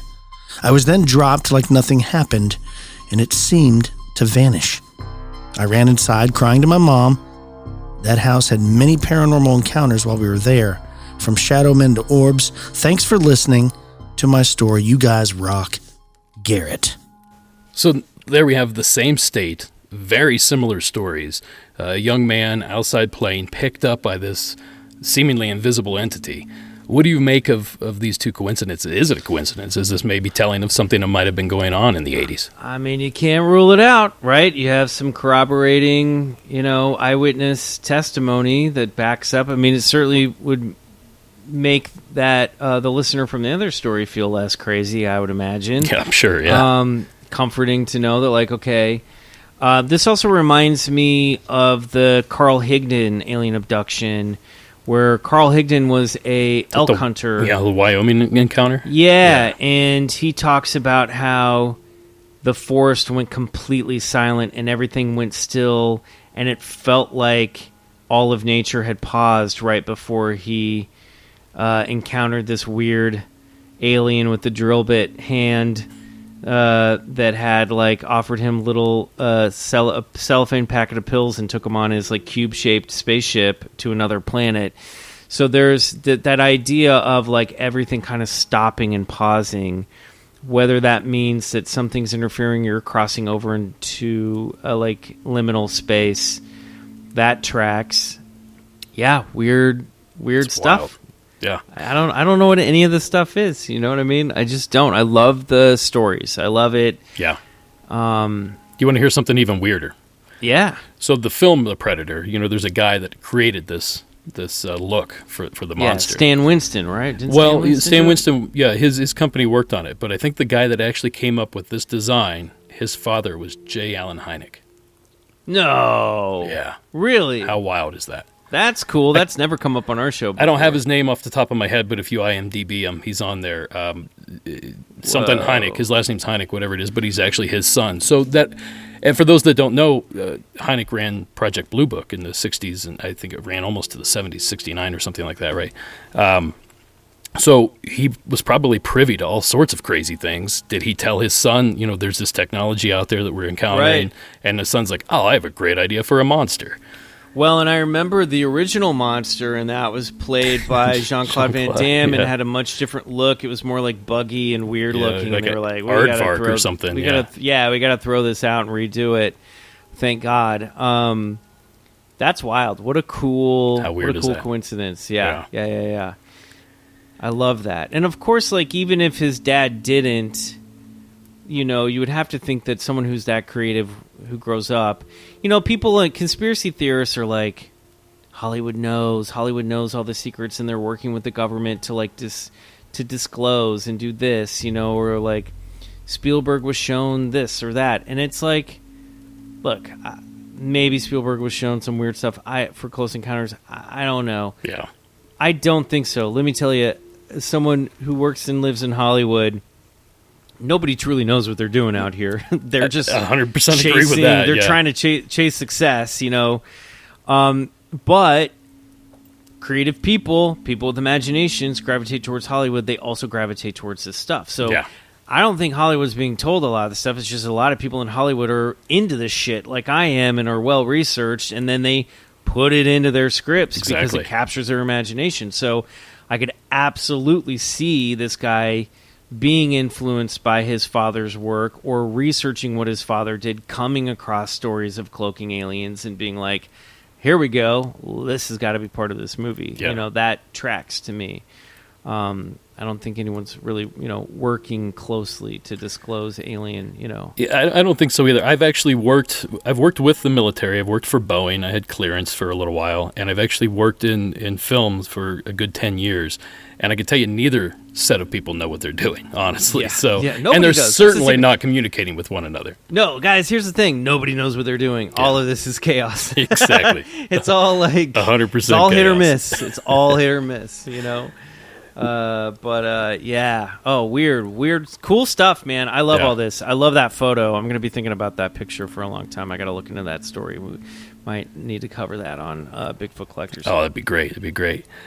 So I got one more story for you, and I'm calling a bit of an audible here. I didn't send you this one on purpose because I want to see your reaction as you listen to this. Great. Now, this is a story I shared with, I think, everybody I've had on one of these Rewind episodes, and it's got to be my favorite Bigfoot call, and you guys are Bigfoot Collectors Club, so we definitely have to round this thing out with a Bigfoot call. So this final call, it's a little bit lengthier, but it's going to be worth it, trust me. Now, this is Mac from Mississippi, and all you longtime listeners know exactly what this call is. Hey Derek, this is Mac from Mississippi. I was just listening to a podcast and heard that my story didn't come through. It's too staticky, so I figured I'd record it and email it to you. That way the quality would be a little bit better than trying to be on a recorded phone line.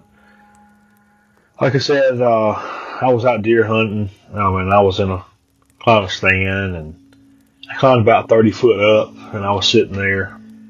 I lost my balance and footing got out from underneath me and I fell. Didn't have a safety harness on or anything like that. I should have, and I do from this point on. But I fell and, I was 30 foot up in a tree, so. What was that? Anyway, I fell and hit the bottom, rung of limbs. I was in a big oak tree. When I hit the bottom limbs, it's probably 8 to 10 foot off the ground when I hit, and they kind of caught me. But I later found out that I had broken my back and I couldn't move. But when I hit, I passed out. I blacked out, and I wear glasses, and my glasses fell off. My gun went somewhere. I later found it, but at the time, it just fell. Didn't have it with me. Wasn't tied to anything. It just fell.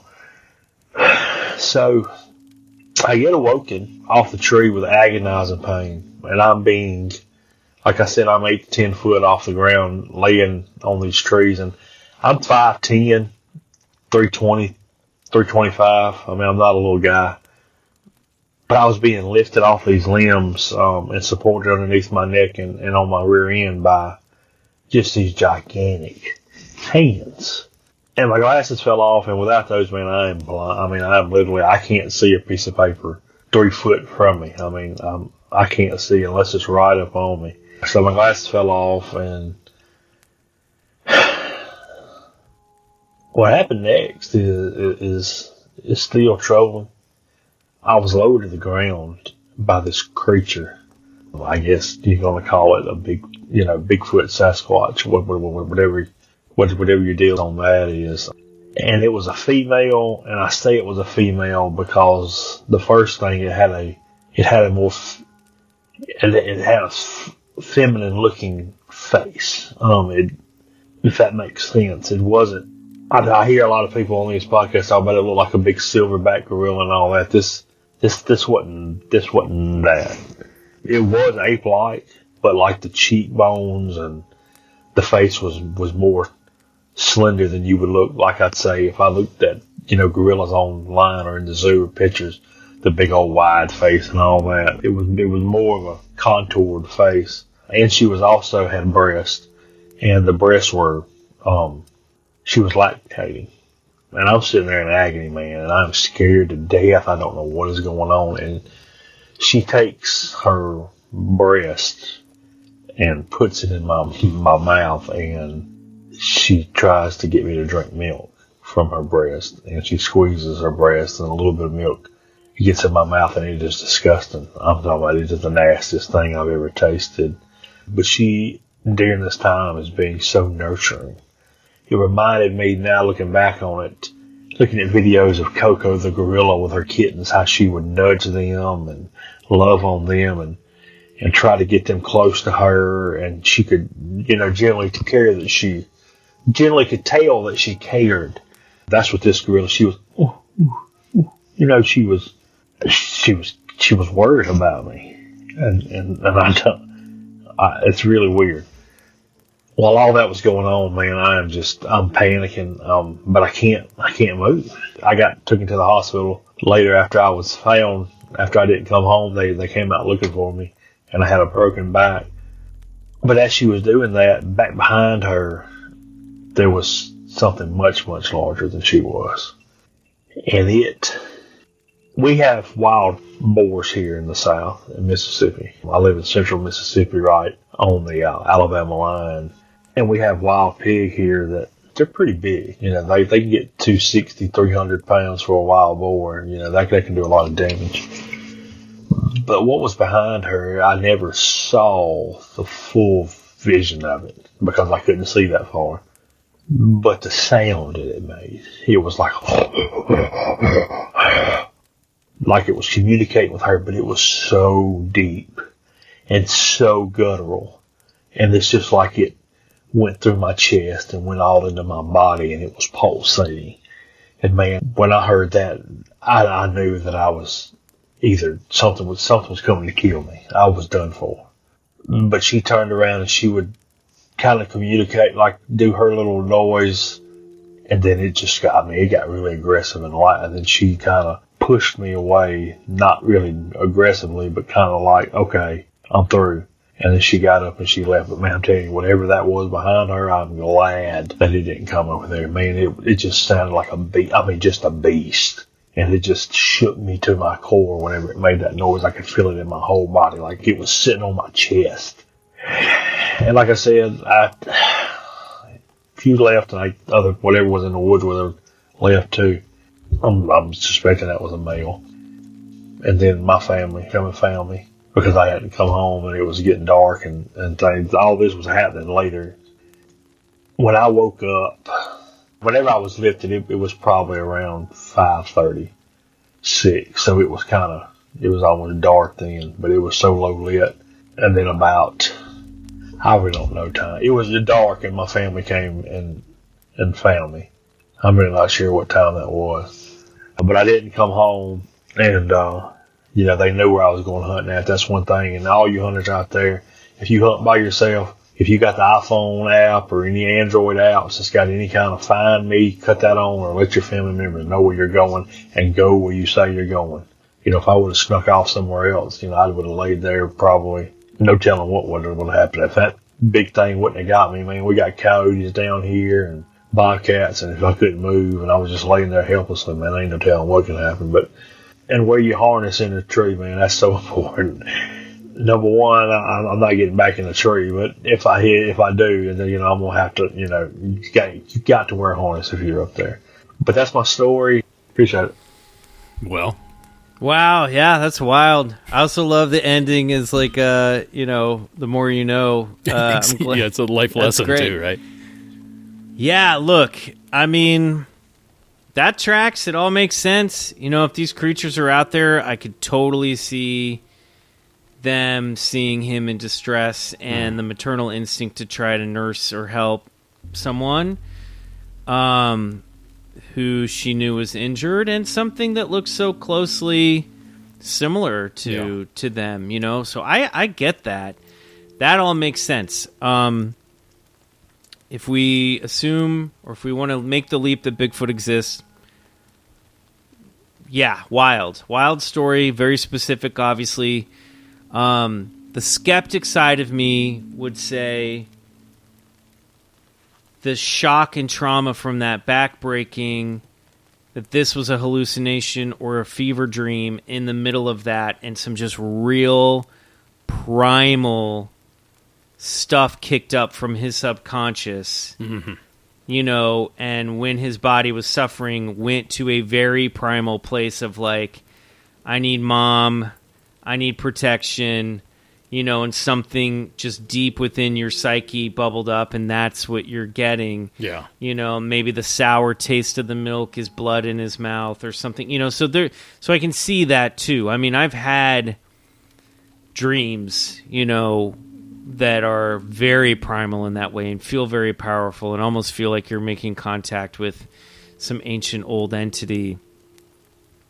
But I certainly wouldn't discount this from being a very physical and real, tangible possibility that, like, two Sasquatch, like, helped him out of that tree. And then, maybe Papa Bigfoot's like, this guy's got a gun. Let's get out of here. We've been watching this guy. Let's leave him here. Yeah. We got to go. We got to split in case there are others like him around here that might shoot us, I really like that explanation you just gave, that perhaps it is some sort of fever dream. I'd never heard anybody mention that before. I certainly never thought of it. I mean, I'm grabbing for logical straws here. I mean, that makes the most sense. If we're just who knows? I'm saying that's the skeptical side of me. Sure, I'm not saying I come down one way or another on the either, because I do think that, as he pointed out, like Coco the gorilla, primates will do, we hear stories about like kids falling into the zoo, into the primate, and the mother gorillas will scoop up the baby and protect them. So that tracks with primatology, I think, And it's almost like human behavior, what's being described 100%. here. Yeah. Well, if we saw an injured animal in the woods, most of us would try to help. If we found a bird with a broken wing, we'd cradle it and try to figure out how to help it. And then what else we do? We put a little saucer with some water in there too, right? Yeah, feed it. We try to yeah, feed exactly. that thing. Yeah. Yeah, like I found a hummingbird outside my building on the sidewalk. I scooped it up. I made some sugar water, and I sat there and nursed it until it flew off. There's that instinct to do that. So that all tracks, and it's a very human. It shows the human side of Bigfoot. I don't know, man. I mean, I don't disbelieve it. Yeah, I'll say that. Here's one little wrinkle of the story that adds a little bit of credibility, in my opinion. Mac actually called this story in once before, but sometimes when people call my hotline from rural areas, Mississippi obviously being one of those, the connection's just not great, and sometimes I can't play the call. It's just I can make out some of what's being said, but I can't make out of it. So anyway, I got a hold of him, and I said, I'd love it if you resubmitted this story. And not only did he do that, but it's almost word for word. I mean, there's no variation whatsoever between the two stories. So either he has it perfectly rehearsed, or this actually happened to him, in my opinion. Well, and also, who wants to tell that story? Who wants to make up and be like, I sucked on Bigfoot's breast? Like, nobody wants to tell that story necessarily. That's why I think whatever happened, it was real to him. Whether it was a hallucination and a fever dream in that moment with his body so injured, or that it was literally what he says it was. I don't think this is a guy who's making up this story. I agree. I believe he had this experience 100%. It's one of my favorite calls, and as far as Bigfoot goes, it's probably the most wild Bigfoot call that I've ever heard firsthand from somebody. Also, what was that strange Bigfoot sound at the beginning of that call? That's the other thing. I left that in there because in the middle of him talking, you hear that sound. In the original recording, it's much lower, and I actually punched up that audio right there so you can hear that it's some sort of howl. And I live in the mountains here in California, and I deal with coyotes constantly. In fact, right before we started recording, there was a pack literally right outside my window. I couldn't see them, but I could hear them. And I was thinking, are they going to ruin this for me? Am I going to have to push this recording? Yeah. So I'm very familiar with the way they sound, and they don't sound like that. That's a wolf. No. That's a hound dog or something. It's like that was some weird classic television movie werewolf howl is what that was. Yeah. Sounds like some of the Bigfoot calls I've heard. Vocalizations. Creepy stuff. Crazy stuff. Great story, Derek. That was awesome. All great stories. Thank you for sharing those with me. Well, speaking of which, I appreciate you being here and taking the time to sit down and talk with me and talk shop on some of these. I love getting other opinions on these calls. I hear them week in and week out. Throw my opinions out there, but I'd love to hear what other people have to think. So thank you so much for being here and sharing all your wisdom with us. And if you don't mind, tell people where we can find you, where we can find BCC and everything else. Follow us at Bigfoot Collectors Club on Instagram. We do a lot of posting about our about the show over there. You can subscribe to the podcast itself, Bigfoot Collectors Club, wherever you're listening to this.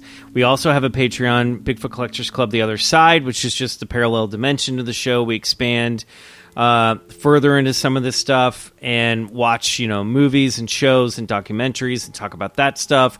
We also have guests on there occasionally, so it's just more. It's kind of the deeper. We get a little deeper on the other side. Nice. So if you're a fan of the show and you want to support us, check out the Patreon. You won't regret it. We get 3 to 5 bonus episodes out every month. We do some video shows and stuff like that. Check us out there. And we're on Twitter at Bigfoot Pod, but really our social media hub is our Instagram at Bigfoot Collectors Club. And we're going to be doing, I don't know when this comes out, but we will be doing a live feed recording from the virtual clubhouse on September 15th at 9 p.m. Eastern, 8 p.m. Central, Wednesday, September 15th, on the platform Ludo. So we'll have information on how to get tickets to that on our Instagram and the link tree in our bio as well. So if you're around, if this comes out and you want to come watch us do the show live in the moment, unedited, and, I think we're going to have fun doing that. So that's coming up in a few weeks. That sounds great for the listener and nerve-wracking for the three of you guys. We'll be fine. I'm sure it'll sound amazing, but I couldn't imagine putting myself through that. But this actually drops either tonight or tomorrow, so you have plenty of time to go check that out. And, Great. And go check out Bigfoot Collectors Club. Do you have anything on the big screen that we should be looking out for? Nothing to announce yet. No. So just follow me at McMills on Instagram, and I'll keep you posted when I'm doing fun stuff. Awesome. Well, thanks again, Michael. We appreciate it. Awesome. Thanks so much, dude.